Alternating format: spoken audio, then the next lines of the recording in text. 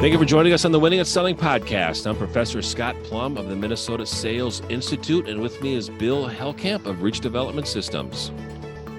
There is no doubt that the quality and value of your product or service is of paramount importance to your customers and prospects. But the quality of the salesperson is highly important as well. As a matter of fact, many customers buy into the salesperson first, then into the product. With that in mind, it might be a good idea to promote yourself in the marketplace as much as you market your service. So if you want to increase your industry presence, pay close attention as Scott and I welcome our guest, Beau Nordby, to discuss how to market yourself and other great ideas on episode 518 of the Winning at Selling podcast.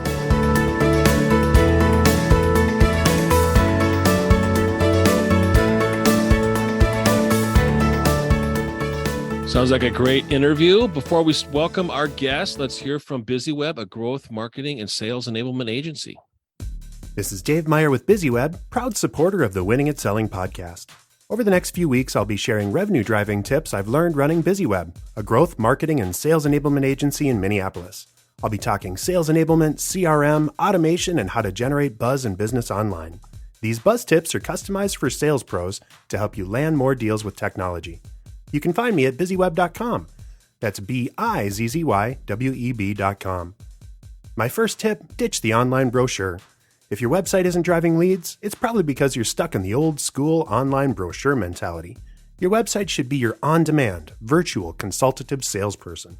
A great site answers questions, resolves objections, and gives your prospects the information they need to decide to work with you. Go to busyweb.com, that's BIZZYWEB.com, for tools to start engaging your prospective buyers. Or give us a call at 612-4BUSY-O, that's 612-424-9990 for details. Our book club, no book club today. We're going to be covering chapters 57 through 61, part 4, next week. So you have some time to get caught up, and we're bringing home this book. This is a great book, a lot of great stuff in it. And Bill and I are talking about, and we'll be announcing our next book very, very soon. All right. Yeah. Well, the book club, we give those breaks when we have a guest because we want to give our guests the full time. And this morning we have Beau Nordby. He's one of the founders of Orange Ball Creative in the Twin Cities. And after spending 20 years developing marketing strategies for multi-million-dollar brands and startups, Beau really knows what it takes to drive creativity, consistency, and conversations. It starts with defining and connecting with core audiences you're trying to help. And that's what we want to talk about. How do we market ourselves to those core audiences and then guide them with your expertise? That's what we do as salespeople. So Beau specializes in digital marketing from websites, videos, online ads, e-commerce. Beau, welcome to the Winning at Selling podcast. Bill and Scott, it is great to be here. Thanks for having me. Yeah, our pleasure. When you did the introduction, Bill, for some reason, I'm dating myself, but there was an ad, Beau knows. Scott always has to date himself. I know. No one else will date him. You're not dating anything. Okay. That's why it's in my bio. I mean, it triggered that, and I haven't thought about that in years, but there was an NFL player, Beau knows. Beau Jackson. Okay.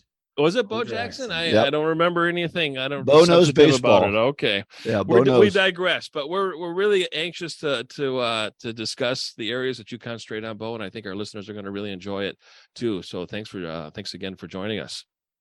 Pleasure to be here. Thank you again for having me. So our topic is how to market yourself. So why should sales professionals market themselves? Shouldn't we just focus on marketing our product or our service? Bill, that's a great question. Absolutely. You should focus on marketing your product or service. But I think most of your listeners, and we'd all agree that in many cases, people are buying into you and your personal brand more than they're buying into what you sell. A key piece of that, obviously, trust is essential. And when we market ourselves, we have the opportunity to build trust. That's the foundation of any honest conversation. And I always find that if you do not have trust and rapport established, you're not going to get honest answers. And the answers that you get as a salesperson are going to be the ones that put the prospect in the best light. And if they don't share their challenges with a salesperson, it's very, very difficult for the salesperson to make a difference in the outcome of any prospect's business. It sounds like a great foundation. Absolutely. Absolutely. And just a couple other points that, I mean, it sounds simple, and things have kind of changed a little bit in the last 2 years, and we have opportunities to both get out there and be visible both in person and on social, Zoom calls. But putting a face to the brand, your personal brand, helps to build that trust, makes it stand out, and makes it more memorable as well. I think another key piece is how you tell your story, and that it's personal based on your experiences that you've had. You mentioned Orange Ball Creative. One of the things we've developed to help our clients who often struggle with marketing messages and telling their story is our Strong Marketing Messages Bootcamp. And in there, we have exercises to help mine out the words that you'd use to build your own vocabulary for your brand, for your message, and also exercises to help figure out what differentiates you, to discover your why, and ultimately to simplify your elevator pitch. Yeah, I've been through Beau's boot camp, and it's terrific. You guys do a great job. But I think one of the things that I found most interesting, and maybe you can talk about this a little bit, is when we deliver our message, one of the exercises that you had us do was to reverse the order that we put things in. That people tend to, when they're marketing themselves, talk about the unimportant first and not get till the important till last. And tell us about that process where you turn things around. Yes, I thank you, Bill, for the compliments on that and for bringing this up.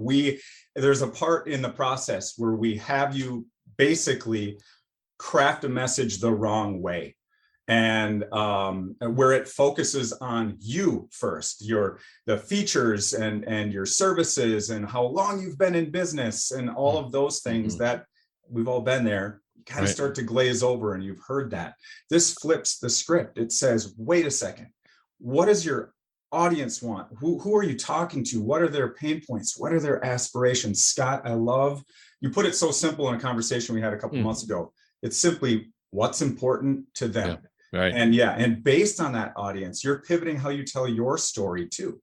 So yeah, it really takes a focus on that, and then steps in to say, okay, we hear you, we understand you, we're in your shoes, and we can be a guide to help you solve those problems and reach those goals. I don't want to put you on the spot, but can you give us an example of what that would sound like in maybe the old way and then in the way that you suggest? Yeah, absolutely. I will use Orange Ball. That's probably the most, the easiest one to rattle off. You ought to know that one. Like, the inside out example, the you first, customer second would be, we provide website development and marketing strategies. What makes us unique is our process-driven message first approach for creating engagement. This helps business owners who struggle with managing their marketing to gain confidence in their efforts and focus on running their business. Well, they struggle with this because it's not their expertise. Yeah, that sounds pretty normal. That's what I hear all the time in the networking situation. Here's what we do. Here's what we do, right? And that's what we're told to do. Tell us what you do, right? And then we'll drive our to it. So what's a better way? We would say, hey, we help business owners who are struggling with managing their marketing. We help them gain confidence in their efforts and focus on running their business. And we know you struggle with this because it's complicated and not your expertise. So with that in mind, Orange Ball Creative provides website development and marketing strategies. And what makes us unique is our process-driven, message-focused approach for creating engagement. So you start simple. I know it's a simple example, and that's actually using just the framework, our process, and the whole idea is you take it and make it your own. But it gives you the steps to just say, hey, if you flipped that and you can get your audience's attention out of the gate first, then they're more apt to listen to what you do and how you can help them and really give them a reason to care. Yeah, I think that's what's really important about that is you start with the concerns of the listener, the business owner in your case, and then help them focus on why they feel that way rather than just throwing a bunch of stuff out. Scott, it kind of reminds me, we've talked a lot about the company pitch and how useless a company pitch is. And it's usually useless because it's all about us. Right. First. Right. So we've been taught to do mini company pitches as our elevator talks. Yeah, a couple of things that I took away from that, and the listeners that are playing along at home, I'm not going to comment on help in the first sentence, so I'm not going to. I'm just going to leave that at be. Okay. Yeah, sorry. Okay, That's it's all right. 101. Only Scott has that problem, and No our one wants loyal help. listeners, and our Nobody loyal else in the listeners. world, I just mean, Scott. they were listening to it. They're like, "Hey, is he going to say anything?" Okay, I'm going to mention that. That was a test. But here's a challenge that I have when I hear the introduction, and I think it's important to have the context of when this sort of commercial or introduction is shared in a conversation. And one of the things that I think that turns prospects off a lot is salespeople being assumptive. So when you're assumptive at some of the challenges, I'm going to assume that some of those areas were already really discussed before you end up getting into what do you do. Is that a safe assumption in how you position this in a conversation? Yes, absolutely. I mean, you don't just, I don't just jump in, say, hey, I'm Beau Nordby from Orange Ball Creative. We understand that, you're struggling and you don't know what to do, and we help you, and you can't do it yourself, so hire us. Right, exactly. Building the relationship part, having those conversations, getting to learn your audience, and to your point, in sales or even in marketing, the idea is that you already have some of those data points and demographics, and psychographics. So you're, if that message is on a website, you're already, you can make some assumptions that definitely, if you're here, you're struggling with X, Y, and Z. Right. I think the thing you can't do in a general message, whether it's from a platform online or on a website, you don't have a chance to have that discussion, Scott. Right. You have to make some assumptions based on what you know, and just as you and I know what challenges people face in the sales training world, Beau knows what challenges they face in the marketing world. So we have to make some of those assumptions sometimes. But I always find it good. Perhaps or often we find that people are struggling because of these reasons if we're having that conversation. And then you can end it up with, do you find yourself dealing with that similar experience? And that can be a jumping off point for that conversation. Yeah, definitely. And marketing is not personal in a sense that you're talking just to that person. You're talking to everybody that visits the website. So, and in having content on the website that's relevant to the people that are visiting the website, man, you've got a hit. They're already 3 or 4 steps into making a decision on contacting you. So I totally get the difference between sales and marketing in that context. Before we go into more questions for Beau, let's take a moment to hear from our sponsor, AJ Imholt, a financial advisor dedicated to salespeople. As a salesperson, you have enough to deal with. Prospects hang up on you, clients skip meetings, slow responses to your emails. It's enough to drive you bonkers. Fortunately, you can take control of your financial future. Your time is at a premium, and you want to focus on finding new clients and growing the customers you already have. So it's best to work with someone who takes the time to build an understanding of what you have on your plate. I'm AJ Imholt of Fortune Financial, and this is where I come in. As a financial advisor dedicated to salespeople, my goal is to help manage your portfolio so you can focus on what matters.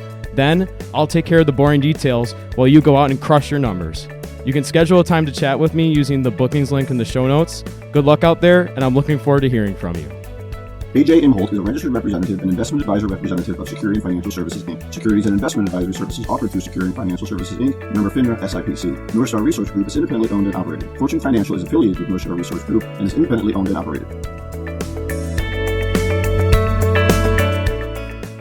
Okay, Beau. So we kind of beat that topic to death a little bit. Let's talk about salespeople and what they have to do. I mean, they're busy, man. Appointments, phone calls, proposals, filling out that damn CRM data. So if I've got time for maybe 3 or 4 activities, what do you think are the best ways for a salesperson to market themselves? Yeah, I love this question. Here, I'm going to heads up 2 things. I am intentionally not going to list the obvious items like networking events, happy hours, golf here in Minnesota. I mean, man, that's our 2 months worth of golf. Right, exactly. And I also have more than 3 or 4 that come to mind, but hopefully then the listening audience can grab from what they need here. Right. So I would say this is going to be a shocker. but be human first.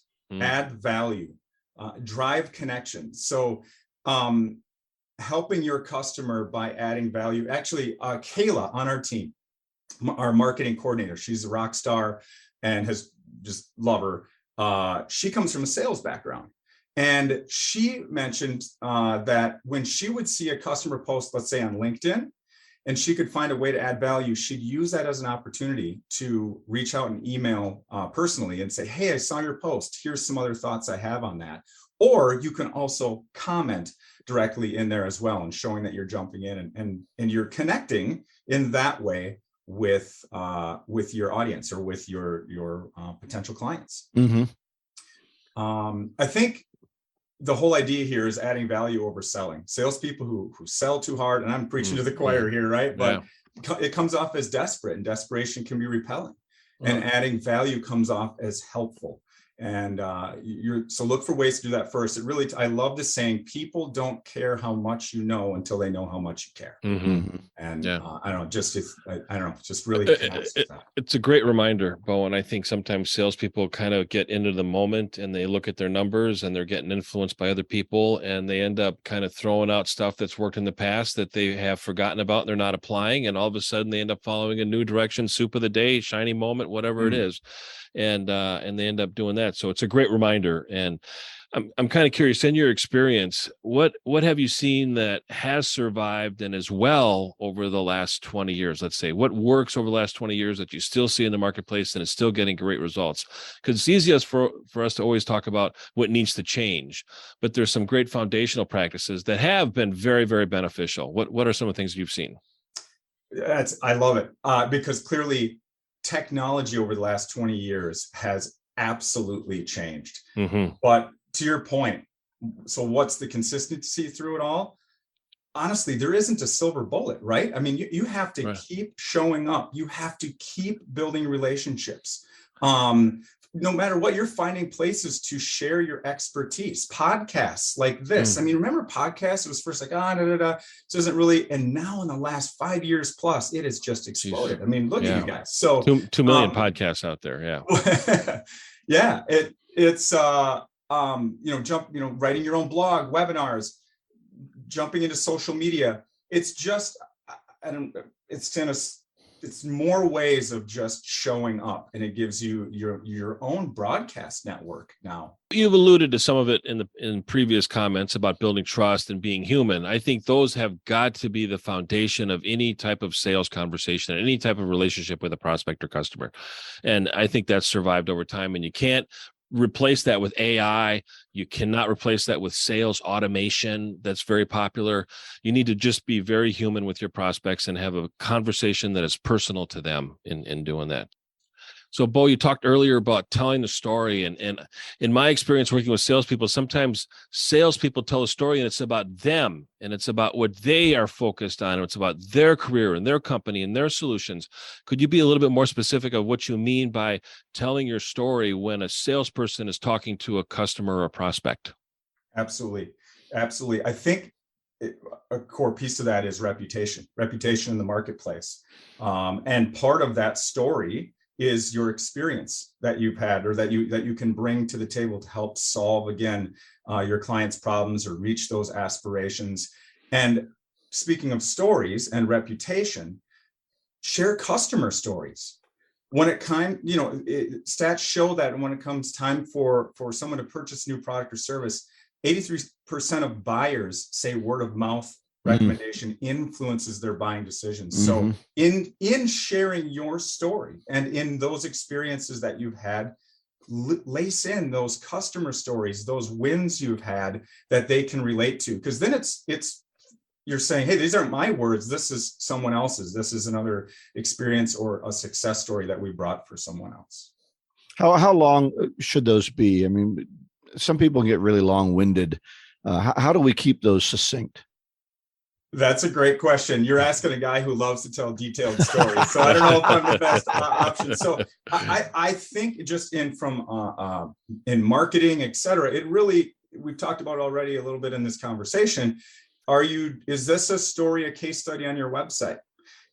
Is this on a video that someone's going to watch, or is it in an actual in-person conversation? I'm going to leave the in-person conversation off the table because that's just going to flow how it goes. In buying, as you guys know, and in marketing too, there are various personality types, and there's all kinds of different, there's four core, different versions of taking that. So I think you have to keep in mind, like a video in general, we always like to stick to the rule of thumb of 1 to 2 minutes. Someone will have that attention span for that. But if you have a case study, that might be the personality that is looking to jump in and wants to sink their teeth into some of these details. So do I have here's a hard and set fast rule for your answer or to your question, Bill? No, but if you know the audience that you're, again, saying this to, and in the medium you're presenting it on, that can guide you in shorter 1 to 2 minute videos, and then something maybe a little longer in text. Excellent. So, we talked a little bit about LinkedIn. We're getting pushed, I think, always in marketing. Oh, you need to use Twitter, you need to use TikTok, you need to use Instagram. Are these really valuable from the sales standpoint? I tend to just focus on LinkedIn, but sometimes I worry and wonder that I'm not on all these other platforms.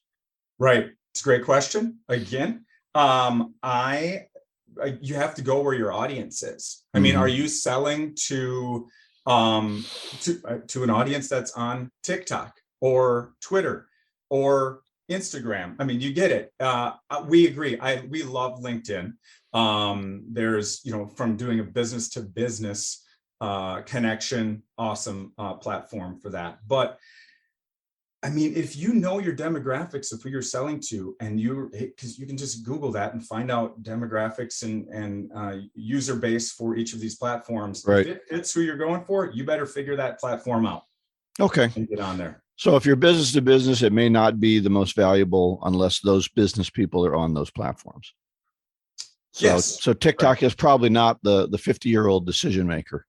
Probably not. Although could be the next challenge, and the dance is going to be great. That's right. That should be interesting. All right, Scott, any thoughts from you? So, Beau, in concentrating on what we can control, we cannot control what the prospect does and how they're interpreting our information. And if somebody doesn't want to hear about our story and they want us to sell the old way because they buy the old way, is there something that you can share with our listeners to be able to separate themselves from other salespeople in the marketplace and be able to get this prospect to challenge them and to get them to think differently so that they end up seeing the value that you offer? Yeah. What comes to mind, I don't know if this is going to answer your question, but we often talk with our clients about how the right marketing message, just as it should attract your ideal audience, it should repel the one that's not, the audience that is not ideal. Yeah. So what I'm hearing here is, are they a tea drinker and you're looking for coffee drinkers, or vice versa? Right. So I'm just going to stick with that for a moment. Just that, hey, the whole idea is to figure out, okay, we don't want tire kickers, or this is how we do this. The whole idea, who do you serve? Everyone. Worst answer ever. Yeah, exactly. What is you get that message dialed in. If you found your niche, if you found your core audience, and speak directly to them, so that if you're presenting in that message the value you provide and that resonates with them, then great. If it falls on deaf ears, that might be okay, because maybe if your time and you're looking for that slipstream of, I don't want this to be salmon upstream, then that ideal audience is really going to resonate with that. And hopefully that sales process and the connection process goes smoother as well, as opposed to going against the grain and trying to make it work. That's a perfect answer. And I think it's really important for us to know as salespeople who is our perfect fit and who is not, and not to feel personally rejected when somebody who is not a perfect fit does not come or is attracted to our solution. And sales managers that are out there pushing salespeople saying everybody's a fit. That's simply not true, as Beau said. And you're only going to set yourself up for rejection. And after a while, you take that personally, and then you start to lose confidence. And it ends up showing with the conversation that you have with perfect fits. So concentrate on your niche, like Beau talked about, know who you serve and who you don't serve, and then move on to the people that you are able to offer the most value. Like Beau talked about earlier, how can you deliver value to a perfect fit, not a misfit? Well, I think the worst thing about getting a misfit is actually getting them as a customer. Oh, geez. It's worse than losing it. You get somebody, and I talk about this to my audience all the time. That is, if you've got a customer that doesn't value what you value, get rid of them, because you're going to fight with them all the time. They don't value you. So I like Beau's advice. Target your marketing message. If you're not the lowest price, don't try and get the lowest price people to talk to you, because all you're going to do is fight with them about price all the time, and they're not going to want the quality that you produce. So make sure you're finding the customers that work for you. So how can we do that, Beau? What can we do in our message? And I think we need to wrap it up. So we're going to use this as a wrap up. What can we do in our message to make sure that we're getting the right customers? What are a couple tips in that part of personal marketing? Yeah, I've alluded to it in previous part of our conversation here, but I would again say, make sure that you are, if you can, state that, I'm not going to use the word help. We guide business owners. We guide auto dealerships. I don't, whatever your audience is, if you can address it specifically, do that. Again, I'm coming from this. Let's say this is on your website.